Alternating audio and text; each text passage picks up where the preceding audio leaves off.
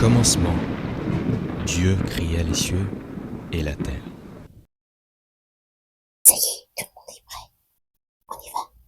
Tu marches avec nous, tu marches avec nous, tu marches avec nous, tu marches avec nous, tu marches avec nous. Merci Seigneur, marche, marche, marche.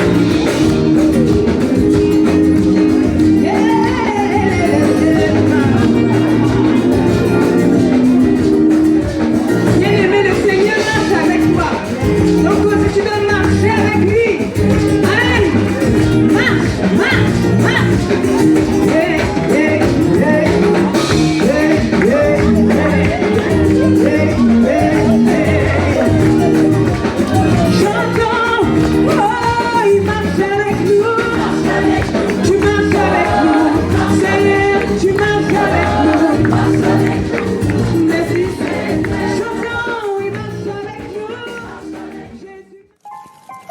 Le temps de célibat est une école. Et à l'école de Dieu, il faut s'armer de patience. Ne pas essayer d'aider Dieu au risque de prendre la mauvaise décision. Il y a les gens qui veulent aider Dieu en forçant les choses, en faisant des magouilles, en séduisant à gauche, à droite. Parce qu'ils disent, j'ai déjà trop entendu. Là, j'ai en train d'avancer. Considérez le célibat comme une école. Pour éviter des échecs, des agonies, vaudrait mieux te préparer et ne pas essayer de raccourcir ce temps de célibat. C'est un temps à accepter avec beaucoup de joie et beaucoup de gratitude. Peut-être tu as essayé et ça n'a pas marché. Et tu es sorti avec beaucoup de blessures. Rends plutôt grâce à Dieu. Parce que cela n'a pas marché. Peut-être ce mariage n'était pas pour toi. Beaucoup de personnes prennent le célibat comme une malédiction. Comme si Dieu ne les aimait pas. Si Dieu te montrait où ta convoitise devait t'amener, alors tu patienterais avec action de grâce. Le célibat, c'est la bonne période de ta vie où tu dois te préparer. Le temps de célibat, c'est le temps où le Seigneur prépare la bonne personne pour toi. Le Seigneur sait le conjoint qu'il te prépare, celui qui est bien pour toi. Le célibat, c'est le moment où le Seigneur va traiter les incompatibilités et ajuster et traiter avec ton homme intérieur. Tu ne connais pas ton futur conjoint, mais Dieu le connaît. Et pendant ce temps de célibat, le Seigneur prend le temps pour achever la préparation de ton futur conjoint. Si tu es patient, au temps marqué, vous allez vous retrouver et vous allez vivre le paradis sur terre. Laisse Dieu faire. Si tu rates ton célibat, tu vas échouer dans le mariage. Le célibat est une merveilleuse école. Répète cela avec moi. Le célibat est une merveilleuse école. Le célibat est une merveilleuse école. Le célibat est une merveilleuse école. Le célibat est une merveilleuse école. Le temps de célibat n'est pas une compétition. Chacun est dans sa classe. Vous n'avez pas les mêmes matières et ton unique professeur, c'est le Saint-Esprit. C'est quel temps pour toi maintenant? Est-ce le temps de célibat? Vu que tu veux être heureux dans ton mariage, vaut mieux travailler sur les choses douloureuses maintenant afin de te réjouir dans le mariage. C'est le moment de travailler ton caractère. C'est le moment de mourir à toi-même. Tu dois apprendre à mourir à toi-même. C'est le moment de guérir de tes blessures. Le temps de célibat, c'est le moment d'enlever tout ce qui est douloureux. C'est le moment des renoncements, des séparations. Vaut mieux pleurer maintenant et rire dans le mariage. Qu'est-ce qu'il faut abattre dans ta vie, dans ton caractère? Qu'est-ce qu'il faut arracher? Arrache cela maintenant pour construire un foyer stable demain. Et de quoi dois-tu te revêtir pendant ta période de célibat? Nous allons voir les choses dont il faut se revêtir. C'est sûr que je n'étais pas prêt pour le mariage, d'après ce qui est en train d'être dit. Amadeo, pourquoi dis-tu cela? Je t'expliquerai. Tu dois te revêtir d'humilité. Tu en auras besoin.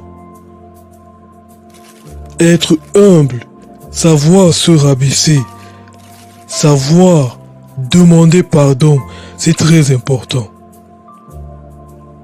Tu dois apprendre à entendre la vérité, parce que ta femme ou ton conjoint te dira la vérité. Les autres, peut-être à l'extérieur, ne te connaîtront pas tel que ta conjointe ou ton conjoint te connaîtra. Tu dois apprendre à entendre la vérité. Elle n'est pas toujours bonne à entendre, mais tu dois apprendre à entendre la vérité. Tu dois renoncer à tes tendances. Tu n'es plus libre de vivre comme tu veux. Tu dois accepter le fait que tu ne peux plus vivre comme tu veux parce que tu n'es plus seul. Tu dois renoncer à ton caractère naturel. Savoir choisir le bon moment pour parler à ton conjoint ou à ta conjointe. Il y a des femmes qui ne savent pas parler.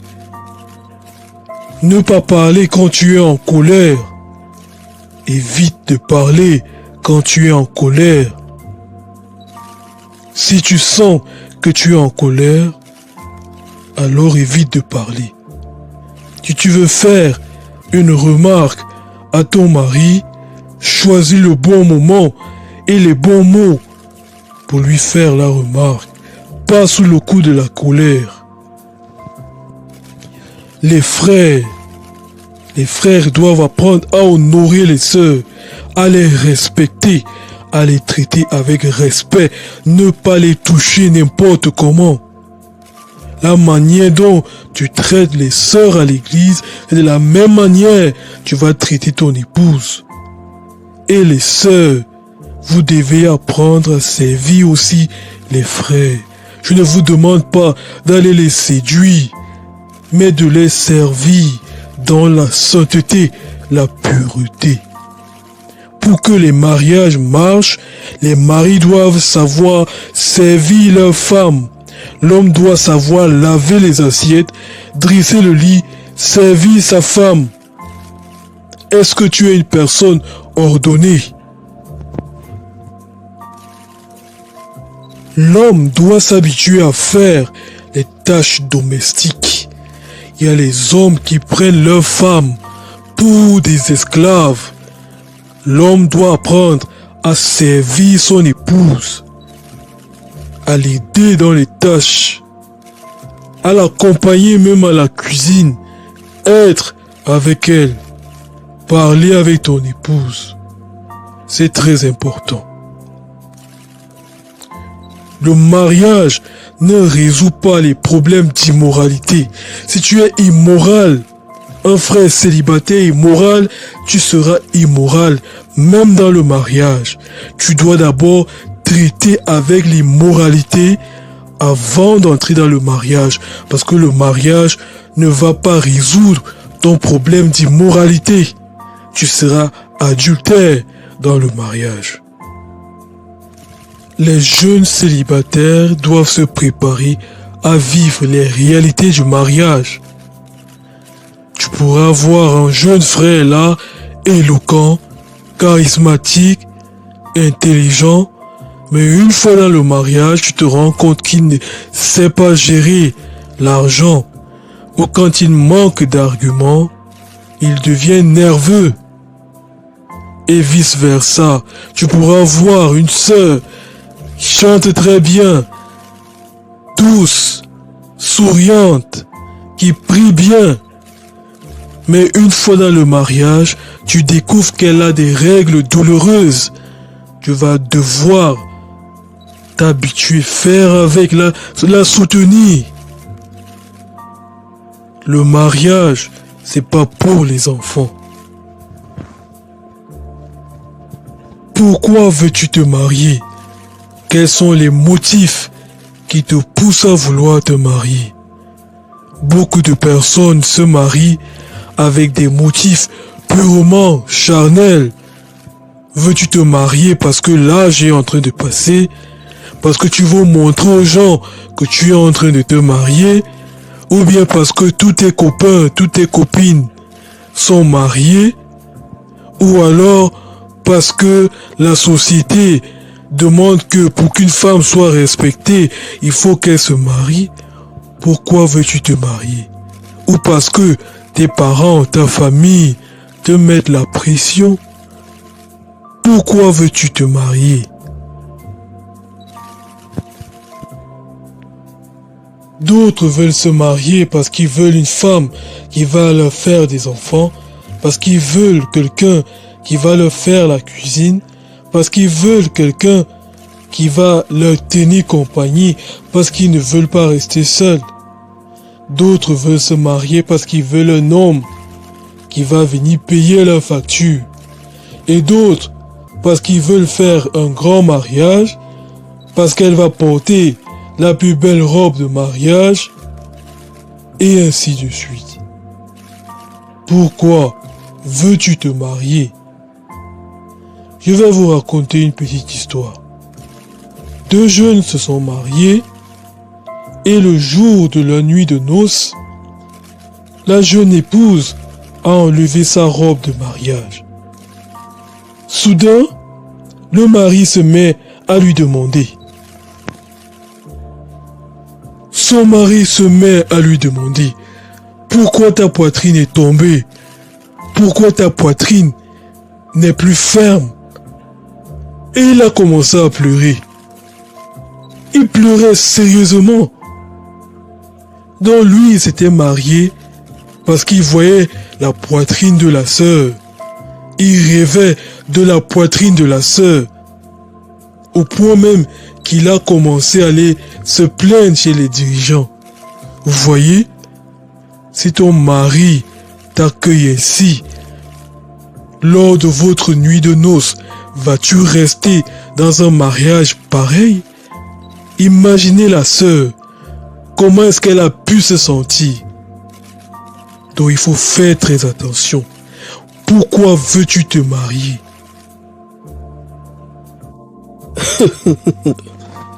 Hey, le pauvre, il a fait un mauvais calcul.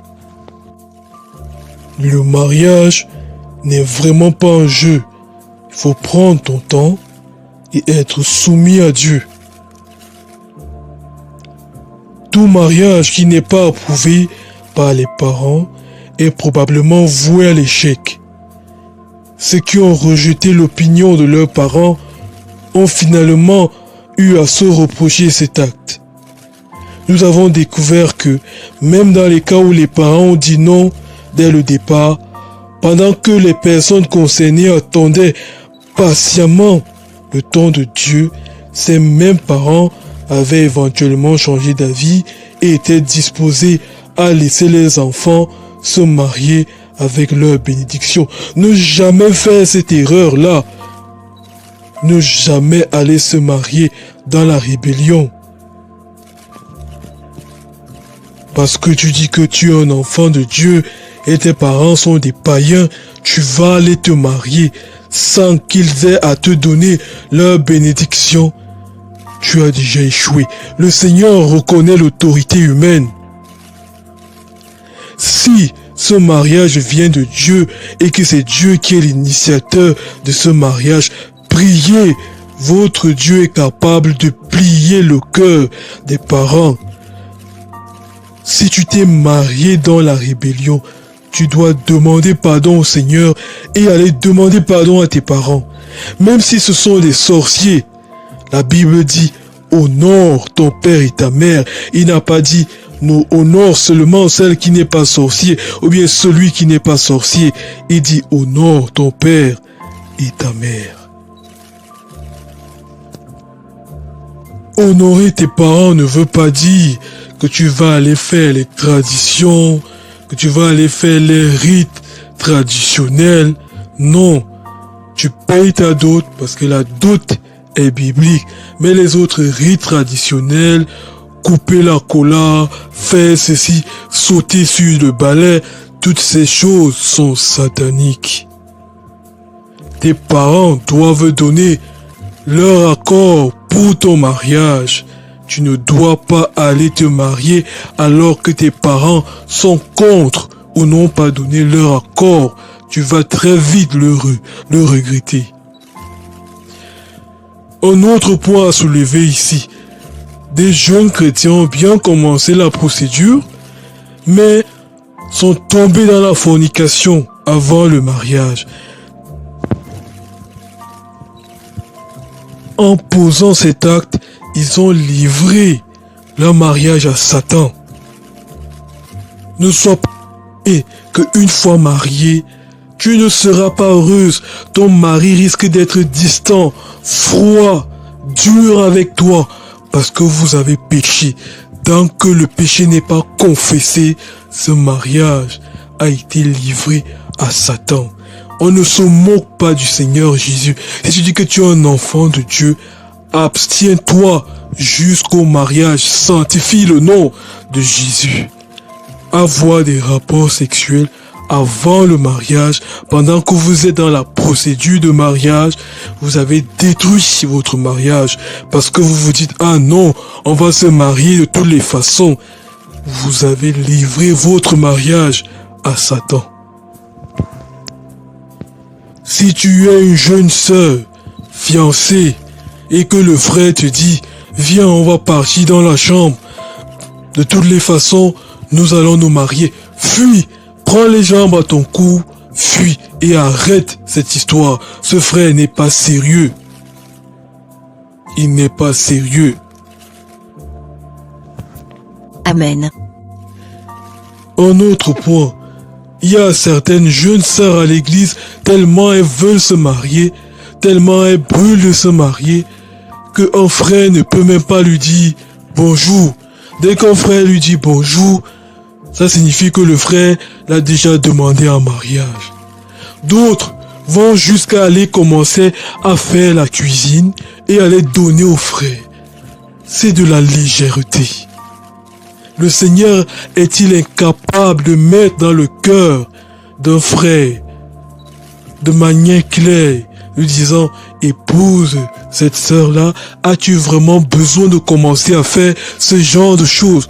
Tu vas préparer et le frère va manger et il va se rassasier et il va pas t'épouser, tu vas commencer à pleurer dans toute l'église. Et les jeunes frères, beaucoup de jeunes frères, il y en a certains qui savent qu'ils plaisent aux sœurs. Peut-être parce qu'ils sont des dirigeants, peut-être parce qu'ils dirigent des choses à l'église. Ils savent qu'ils attirent les sœurs. Ils vont commencer à jouer avec les sœurs. Il va voir une jeune sœur consacrée qui ne le regarde pas. Il va tout faire pour que la sœur commence à le regarder. Et dès que la sœur a les sentiments, il brise son cœur. D'autres frères vont jusqu'à aller même, je vais appeler ça, soulever les jupes des sœurs. Quand je dis soulever les jupes des sœurs, c'est vraiment pas au premier degré, c'est au second degré. C'est-à-dire, il va se rapprocher de la sœur pour toucher le cœur de la sœur, pour que la sœur commence à lui comme elle ne devrait pas.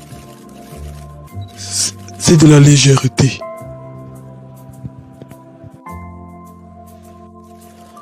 Le Seigneur veut une église sans tache ni ride.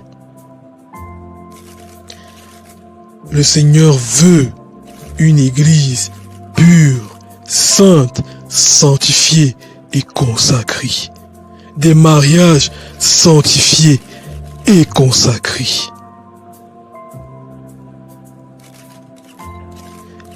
Le Seigneur veut des mariages dans lesquels il est au centre.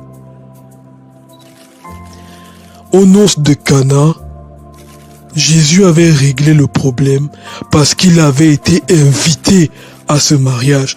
Le marié connaissait Jésus, sûrement la mariée aussi. Si Jésus n'est pas au centre de ton mariage, comment va-t-il venir résoudre le problème quand le vin va manquer? Place Jésus au centre de ton mariage. Sanctifie le Seigneur en lui obéissant, en te gardant jusqu'au mariage. Amen. Amen. Tu marches avec nous, oh, tu marches avec nous, oh, tu marches avec nous. Merci Seigneur, chantons, tu marches avec nous, oh, tu marches avec nous, oh, tu marches avec nous.